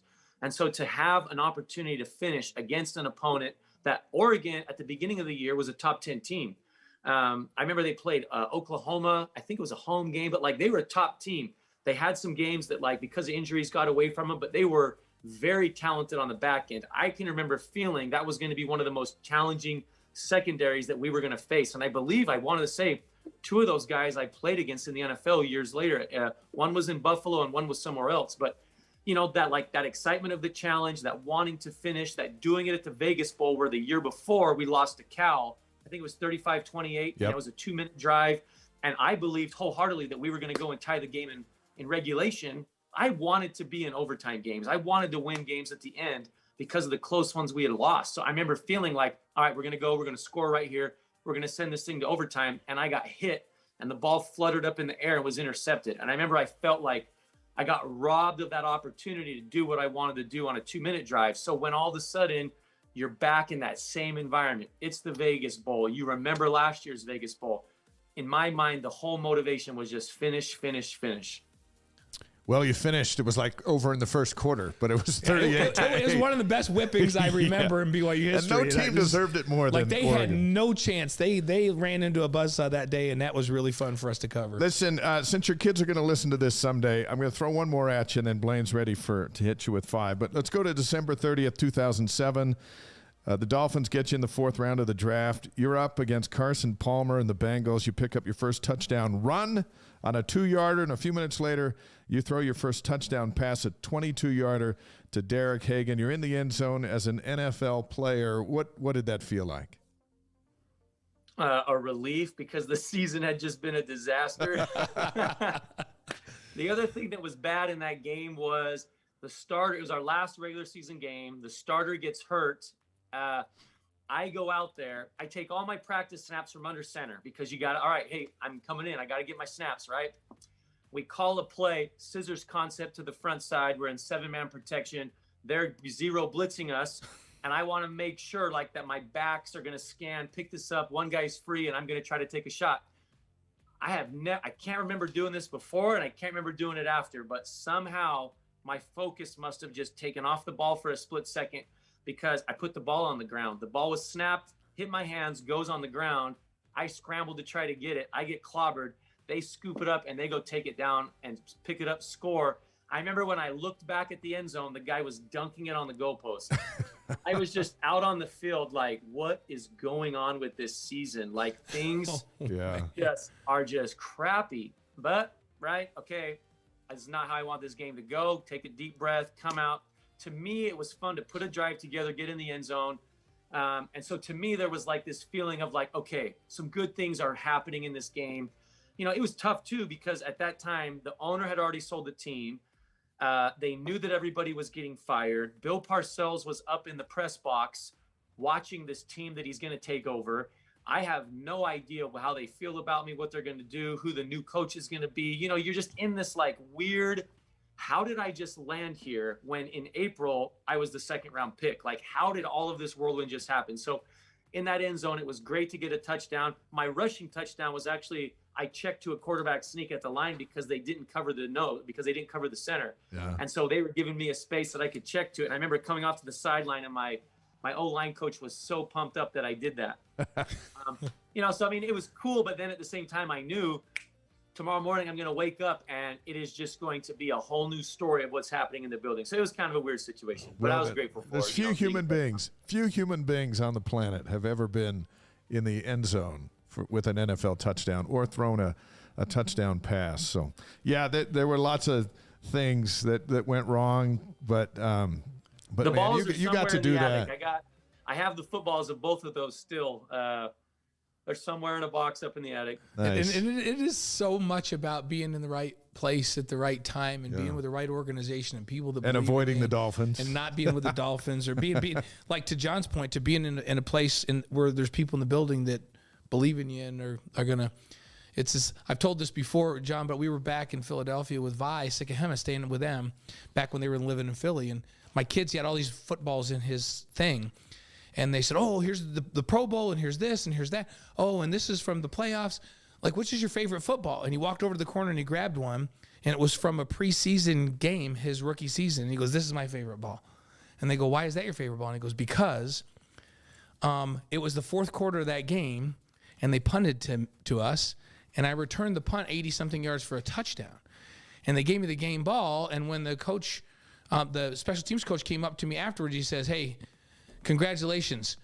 Before the game, we were talking about cutting you, and if you didn't do something spectacular, we were going to cut you after this game. Wow. But because you returned that, you got another week. Oh, yeah. He played in the Pro Bowl. He played in the Pro Bowl that year. It's just, this is my favorite ball because if I don't get this ball, I don't get any of those other balls. And I thought that's how it goes in the NFL. You got to be in the right place at the right time and make a play at the right time. And the margin is really, really thin. For you to be in the league as long as you were in the league is remarkable with all of that. Thanks. So thanks. I'm definitely grateful for it. It helps me, even though those experiences were hard to go through and did not help my own personal playing career. I know that they've absolutely helped me in my coaching and the things that I do to help players nowadays and the challenges and obstacles that they have to go through, and I can help mentor them through them. Listen, you stand up in sacrament meeting and give a church talk about how you got nailed by a linebacker and fumbled the ball and he went for a touchdown. All the kids are in. They are listening to everything you say because they are not going to be able to be on that field. Yeah, it's though all those things have definitely, been used at times in the lessons that I try to teach. I think my kids are sick of hearing like my lessons though that I try to give them, but obviously those kids mean the world to me, so I try to teach as much as I can. Well, we always do this tradition where we do these 5 quick questions. You just answer the first thing. It's for people to get to know you. The first thing that comes to your mind when we ask you these, and we'll finish with this so you can go out. Hey, can I do one thing, Blaine, real quick? Not yeah, to cut you off, but that question that you guys, it's been stuck in my mind the whole time I've been talking about me and how I feel about being with all those great BYU quarterbacks. Yeah. This keeps hitting me. I remember when I got to BYU, so I was a kid well aware of the tradition of BYU quarterbacks. My dad ran track at BYU, knew Blaine. We were in the locker room together all the time. I love his dad. I knew exactly who all those guys were. I had this video of VHS, greatest moments in BYU football history. I watched it all the time as a kid. I watched all those magical moments, and I absolutely wanted to be just like those guys. And I loved the magic of Ty Detmer. I was at the perfect age when Ty was going through all that stuff, winning the Heisman. It really captured me and everything that I wanted to be as a quarterback. And so I remember coming off my mission and walking the halls every day, and there was that painting of the BYU quarterback factory of all of those quarterbacks, right? And it's got I think it's like 5 or 6 heads of guys, right? Mm-hmm. And I knew I wasn't going to get a chance to play for Lavelle, but I had committed to Lavelle. That's who recruited me. That's who I committed to. And every day that I walked those halls, I absolutely was motivated by all those guys that were ahead, that had gone before me and done great things. And I did absolutely want to be a guy just like those guys, help my team accomplish those amazing wins. I walked the halls of BYU and you see those historic holiday bowls. You see the national championship game. You see all those things that were BYU football. And I knew who were the guys in every one of those games. I knew who was the quarterback. And I absolutely was motivated and wanted to be a guy just like that. And so because of what they accomplished, I'm also forever grateful that I get to be in that group, because I get to join the group of dudes that had done something before me that motivated me, and like, if there are guys that come after me that feel like that same feeling of these guys that had gone before motivate me, that means a lot to me as well. 11,000 passing yards is insane. Just so you know. Yeah, that's where you are. 11,000 passing yards. And John, we were looking at some of these games, like when Gary was here, you had a game where you threw 67 balls in a college game. I'm like, those were the days, man. It was awesome. Let's not talk about that UNLV game, because quite honestly, that was not a good night. No, we called that game. We called it. We know that. We're not going to talk about that. Like, I felt there's not a lot of games I played where it was like, man, something's just, this is not working. Yeah, and you still were 30. You were 34 of 67 for 358 yards. This is Mr. Reference right over here. Yeah, so you have this note here. What? That was right during that stretch when I was playing with the separated shoulder, and I remember, like, you battle at practice to play with the separated shoulder. You get it shot up and numbed up for the game, and it feels different every game, and that was a rough one. Yeah, but there was a lot of great ones. And hey, I remember when I was in high school, John, watching, and I'm looking at stats, and I'm going, wait a minute, Jim McMahon completed 44 of 60 in a game? Like, I got to go there. That's where I've got to go, right? It's like, who threw it around like we did back in the day, and like you guys did? It's a great place, and you're part of an unbelievable. You're part of that fabric of that family and that heritage of quarterbacks. It's an amazing thing. 11-2 season. No one gets those. Or not many. Hey, I'll take that John's senior year with his leadership and that group with the talent, because you got to think about the guys on that team. There were some dogs on that team, right? Yeah, I don't mean like dogs, bad dogs. I mean like DAWGS dogs, right? That team would do just fine in the Big 12. Don't you think, John? Your senior season, that team would be a nice team to take in the Big 12. I mean, that'd be a lot of fun. That would be a lot of fun. I don't know if there's a way to recreate that. I don't know if we got to do something like, oh my gosh, what's the movie where the dude that, like, the two high school teams, they replay Best of Times? Yeah. Was that with Robin Williams? Was that Robin Williams? Well, they do the whole simulator thing now. We can take that 80 team with Jimmy Mack. We'll take our 80. We'll take in the 83 team with Steve. Don't leave out 79. Our 79 team growing with great offenses in history. The 84 team. Don't leave my team out of there. 96. Let's take that 96 team. We'll take that 2006 team with John. And we'll simulate them against the Big 12. I think those teams could compete in the Big 12. Any of those teams. You think, John? That'd be a lot of fun. I'm really excited to see BYU enter this Big 12 era. And, I remember as a player, people ask me all the time, like, what was your favorite game to play in? And this is going to sound funny because most people would never guess it. They would all probably think, oh, it's got to be the Utah game. Yeah. But, like, man, when we got to play USC and they were the #1 ranked team in the country and we came to Provo, there was just, man, the history of playing USC, having a #1 ranked team come. Like, I wanted to have our BYU Miami moment. Like, I wanted to have ours. And that excitement of watching what is the best team in the country on tape and in preparation, I just loved that feeling. And you know what? Like, as I look across, like, behind you guys have all those Big 12 teams. Like, that's exciting. Like, that's exciting to feel like that's who you get to play now every single week. And it's, for those players that are at BYU, they just got to be excited for the opportunity, excited for the challenge. I think there are certain people that just love those challenging things, and that's why they're attracted to the game of football, because it's challenging in so many ways. So I bet a lot of the guys on this roster are so excited to play that schedule. Oklahoma's rolling in here this next fall. It's really cool. And when we look at that slate of teams, there's a chance that a team will roll into Provo #1 in the country in this league at some point in the future. At some point, yeah. Now, here's a given. Somebody from this league will be rolling in here #1 in the country in basketball, probably next year or the year out. Like this is that's a whole different story. That basketball league is ridiculous. None of these guys are going to roll in here with Reggie Bush. When Reggie Bush ran past you that night, what did you think? I mean, you knew what Reggie was. You'd seen it happen, and all of a sudden it's happened in their life. I remember he caught a little screen on one side of the field, went all the way back the other way, and housed it. And it was just like, wow. Wow. And that's the cool part about playing against those guys. That's why playing in the NFL is so exciting. Like, even though it didn't work like I wanted, I loved knowing, I'm playing against Patrick Willis. Yeah, I'm playing against these dudes that are like, this is the highest level of football. That's awesome. Dave and I always laugh. We're like, hey, USC that year, they were already into the NIL stuff that just came out this year. Like, Reggie could have had his house, no problem. It's a different time. It's no problem. time. So, well, All right, John, shoot me those 5. we appreciate. Here's your 5. You ready? I was just supposed to say what pops in my Yep. head. Whatever. Yeah. Favorite sports movie. Rudy. Oh, a good one. nice. Favorite singer or band. Oh my gosh, guys! Come All of on. a sudden I just had so many of them come through. What was the first one? What's the first one? Probably Revolution. Right now, It's a reggae band. Revolution. Revolution. Every heard of Reggae. those guys. Oh, I love. Dave love and I just reggae. heard about what was the band we heard of today that I've never heard of, and he's like, "Come on." I can't even remember the name of it. I don't either because I hadn't heard of it. I hadn't heard I of think it we had- before. he's like, "Are you kidding me? You guys are idiots." So, favorite breakfast cereal. Revolution.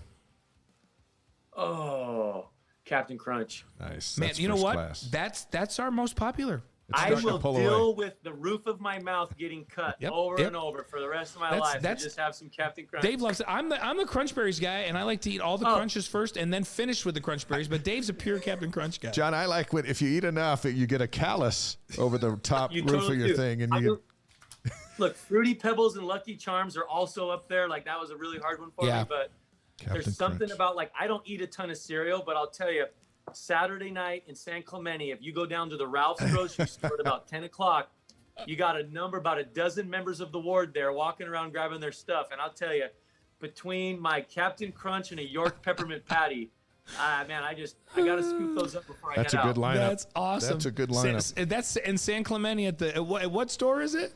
Ralph's. At Ralph's. Ralph's in Of San course it Clemente. is. Is Jonathan We've all Ord? Is been there. Jonathan Ord still down there, and Matt Redding, all those guys? Jonathan Orange, you guys know Clark Miyasaki's stance. Like he's All up those in, guys. Provo, Utah all the time, and Salt Lake all the time.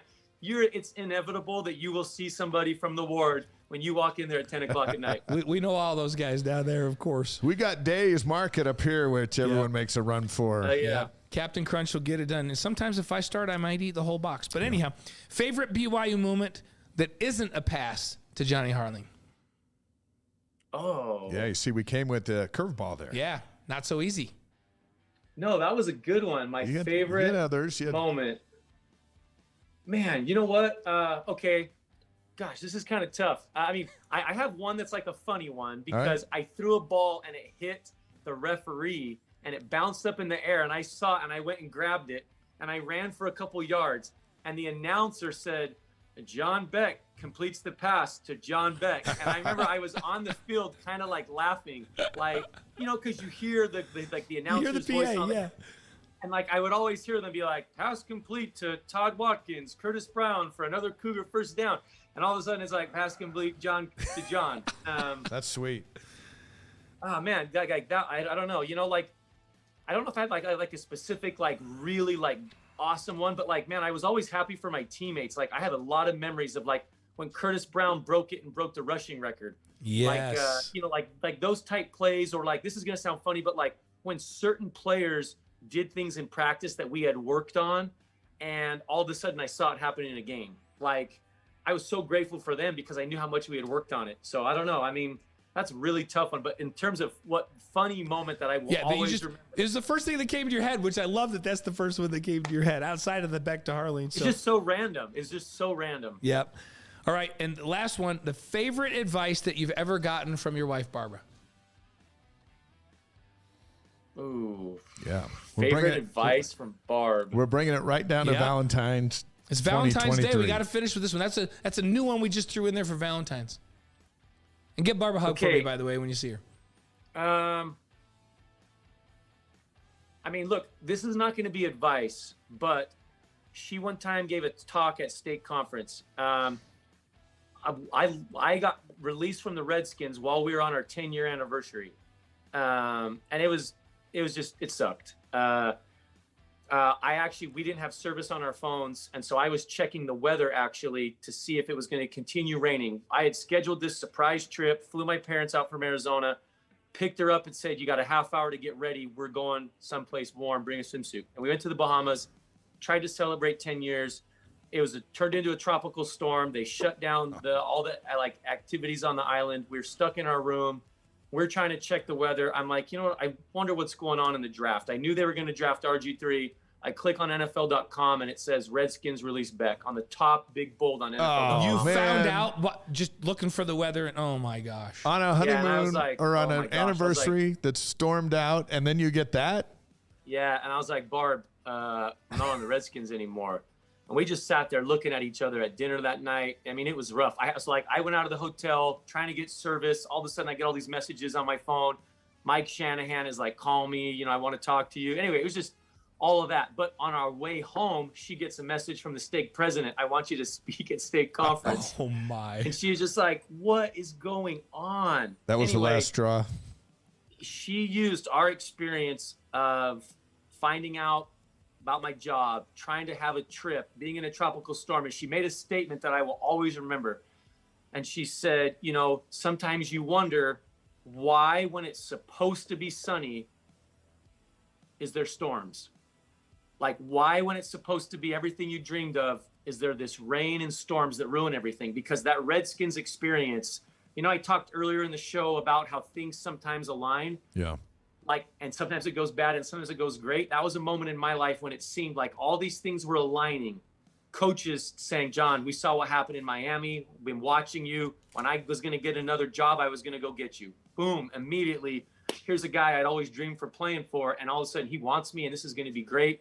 The game I go in and play, I score a touchdown. And after the game, the coordinator is like, dude, like, we're going to do this. We're going to take off with you.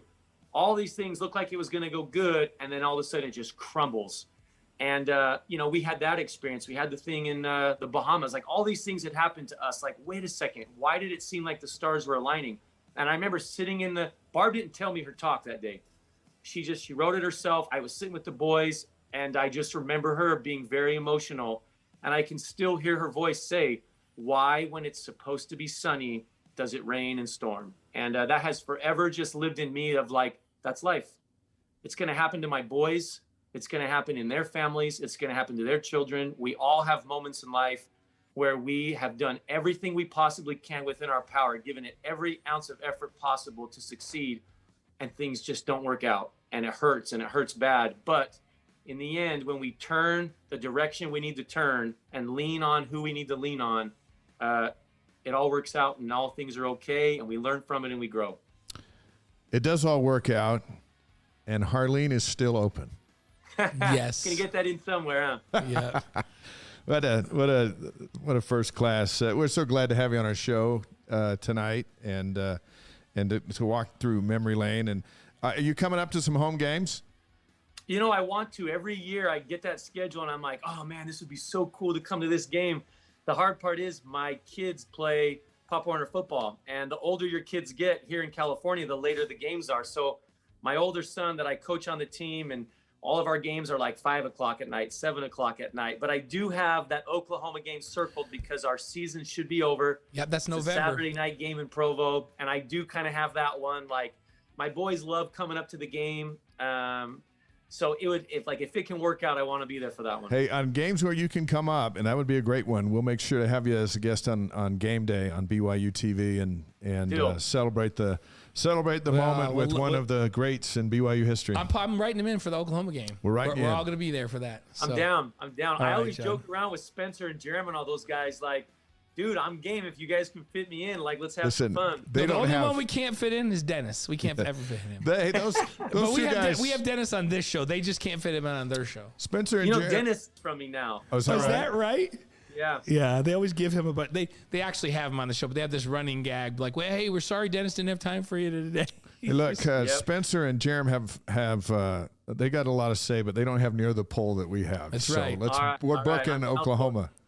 Booking Oklahoma. It can be my debut as like whatever pre-game, post-game, all that. I'm down. Game day star. We got it. Let's plan on it, and then Hema Hemuli will reach out to you, our producer, and we'll look forward to that. We look forward to having you back on the show, maybe even before then, as the world turns. Are you taking all the kids on your date tonight, or is it just you and Barb?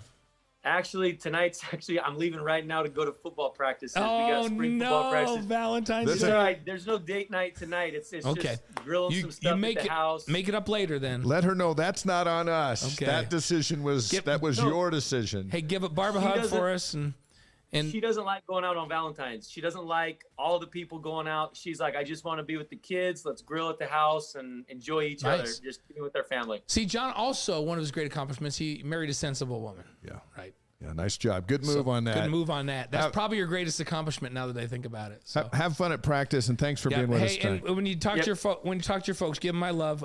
We appreciate you coming on with us, John. I will. No, I really enjoyed it tonight, guys. Thanks. The great John Beck. We'll see you, buddy.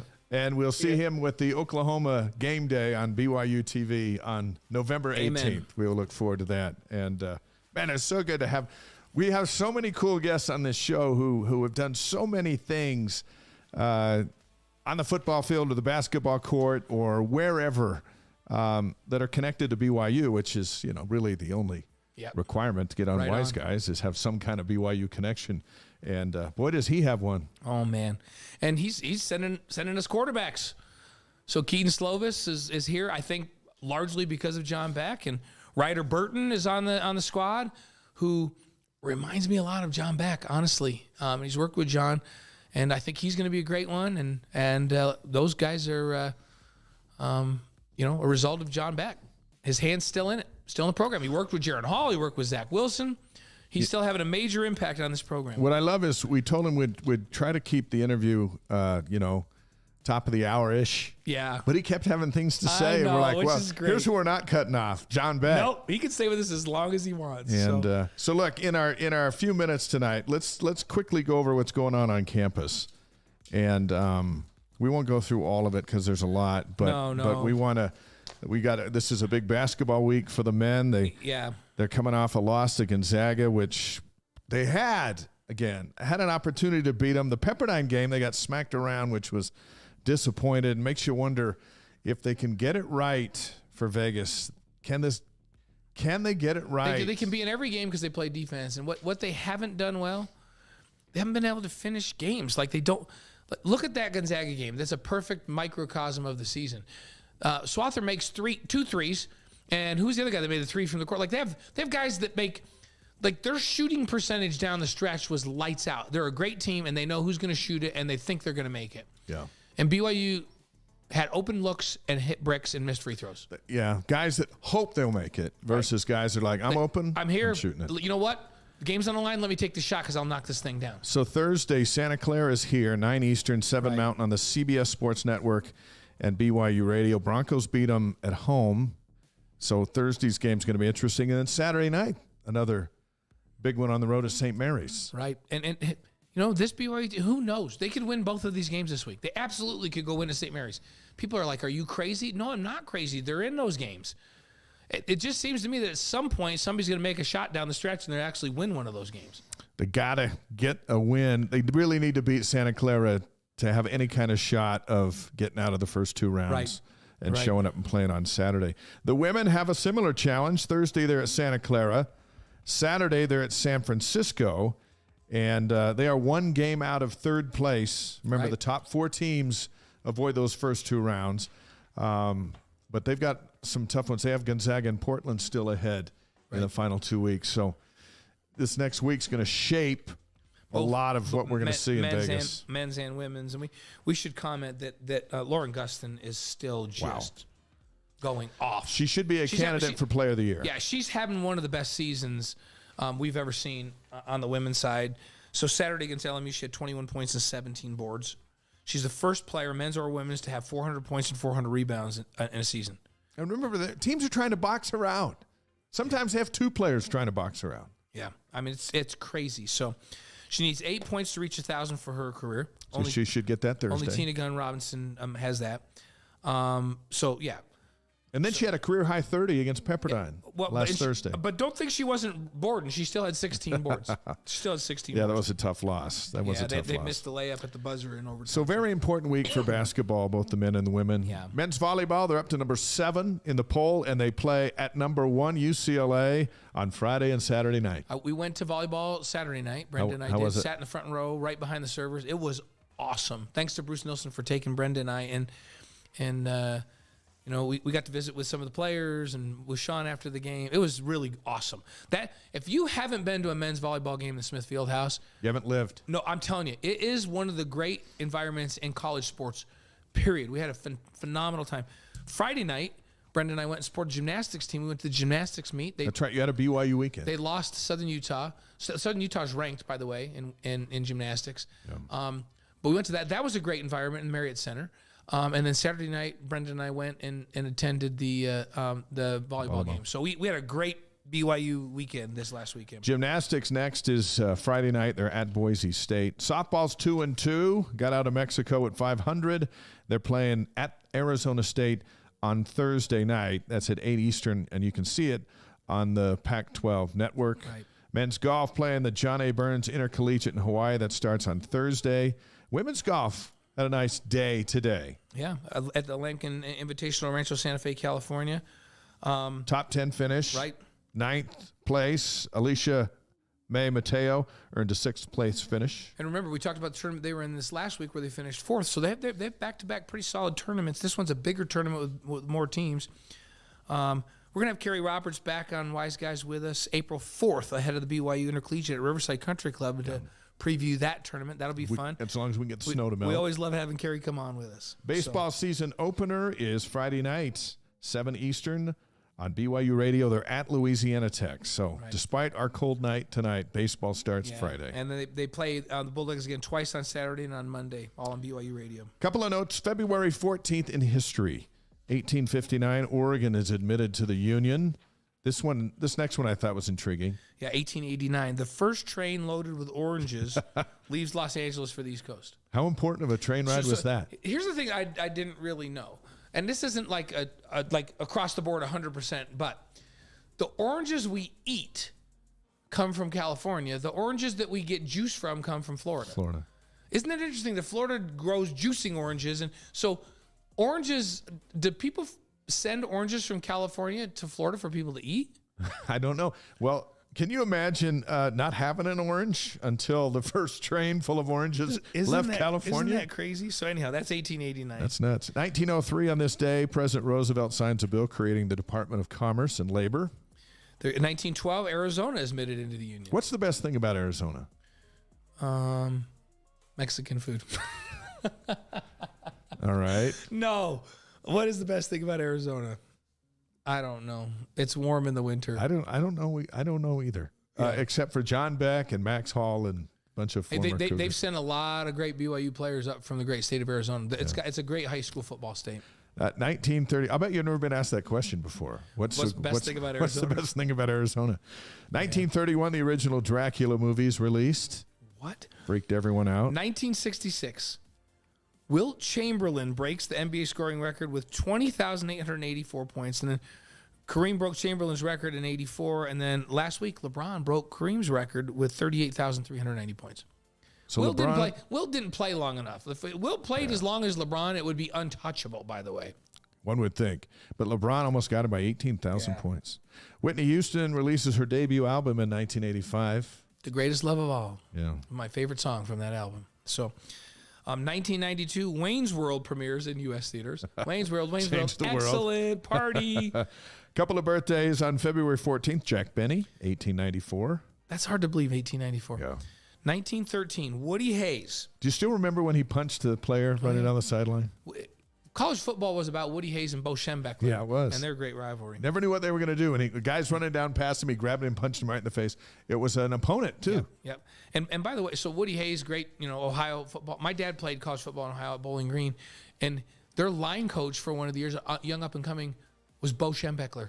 Wow. This is before he went to be the head guy at Miami of Ohio and then at Michigan and all the. But he was line coach at Bowling Green with my dad and my uncle. How's about that? That's awesome. Pretty cool. And then he coached the team I played against in 1984 in the bowl game. And I scrambled. I ran over the sidelines and I got knocked out of bounds. And he picked me up by my shoulder pads. Bo Schembechler? Yeah, and he yelled something in my face, but I don't know what it was. And I thought to myself, well, that's pretty cool. That is cool. Bo Schembechler just screamed in my face. 1934, Florence Henderson, that's Carol Brady from the Brady Bunch, was born in 1934. Fantastic. February 14th, this death I thought was very interesting. 1989, James Bond died. Not the James Bond. He's a renowned ornithologist which studied birds. But can you imagine his life being named James Bond? I'm Bond. Right from the start. James. What's your name? Bond? James Bond? So I don't know. Do you think he got sick of that? Or do you think he thought it was cool? no, I think he made a lot of mileage out of that. I study birds. I think but it- I'm cool because my name's I Bond. think it helped him get dates. James Bond. What's your name? Bond. Helped him get Bond. the ladies. So, yep.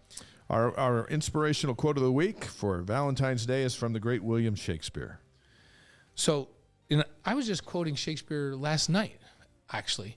Is this like random? No, there was some Shakespeare quote from a song, and I said it, and I said, somebody really cool wrote that. Who wrote that? And Brendan turns to me and she goes, that someone would be William Shakespeare. I was like, okay, I'm an idiot. He wrote a lot of stuff. He wrote He this. wrote a lot of stuff. Love looks not with the eyes, but with the mind, and therefore is winged Cupid pointed blind. Painted blind. Oh, painted blind. Sorry, painted blind. Wait, let me do that Yeah, again. start it again. Love looks not with the eyes, but with the mind, and therefore is winged Cupid painted blind. And as with a lot of William Shakespeare's work, no one knows what he's talking about. Yeah. But that was a Valentine's Day thought. Here's a Valentine's Day fact. Yeah. National Retail Federation reported U.S. consumers last year spent $23.9 billion on Valentine's. And you and I are about to go spend a few more bucks in 2023 before everything closes to get something to eat with I our shouldn't even wives. say this because I get in big trouble, but is Valentine's, did it not get invented by Hallmark? Is this not a Hallmark holiday? Did they not invent it? No, they didn't. I was researching, like the original had something to do with like a Valentine's Day massacre. It had everything opposite of love. I swore this was a holiday that Hallmark made up. If but they maybe did, I'm wrong. If they did, They're brilliant. More power to them. They're brilliant. Hey, next week, yeah. Justin, Anna, and Dewey Gray. That's going to be Come a on. great show. That's going to be awesome. You better join us next week. Podcast will be up tomorrow. Tell your friends, subscribe, like us, do all that stuff so we can keep doing this. Great to have John Beck with us tonight. Oh, so fun. And so much good coming out of that, and so much good coming out of his life. And especially for BYU, because of John Beck, Keaton Slovis is quarterbacking this fall at BYU. And you know what we learn from this show every week? A lot of good folks with ties to BYU are doing a lot of great things around the world.